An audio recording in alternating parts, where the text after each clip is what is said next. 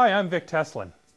Cutting rabbets with a rabbet plane can sometimes be faster than a machine, especially if you're doing a one-off project that requires only a few rabbets. You save a lot of time not having to do all the machine setup and all the test cuts. The rabbet plane can sometimes be a little bit difficult to set up properly, so we're going to take a closer look at it and I'll show you the step-by-step method of setting this plane up to cut beautifully. The first thing you'll want to sort out is the blade. The plane uses a blade that is skewed at 22 degrees, and it's important to always have sharp blades in your tools. Whether you use a jig or sharpen freehand, it doesn't matter, it just needs to be sharp. The blade's position in the plane's body is critical to a successful cut with this tool. The first step is to make sure that the blade's point is sticking out from the body slightly.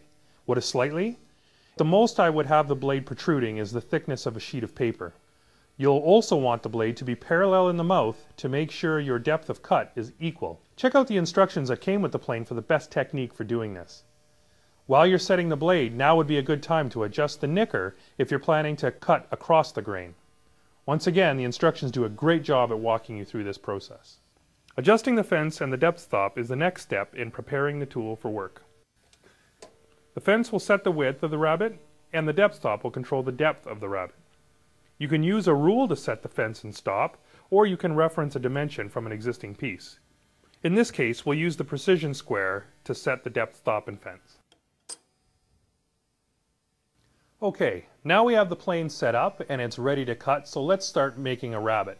Today we're going to be working in a piece of pine, and we're going to be cutting a rabbet that has a width of 1/4 inch and a depth of 1/4 inch, which is common for a cabinet back. Begin the cut a few inches away from the far edge of your board and make a pass. Now bring the plane back a few inches and take another pass. With every pass, bring the plane further and further back until you are cutting the full length. This technique establishes the track of the cut and ensures a straight rabbet. Keep on working until the plane stops cutting. This indicates that the rabbet is at the proper width and depth.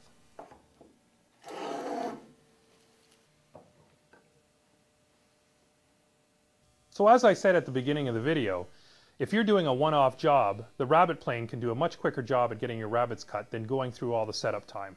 The other advantage is not having to wear ear defenders and a dust mask while you're woodworking.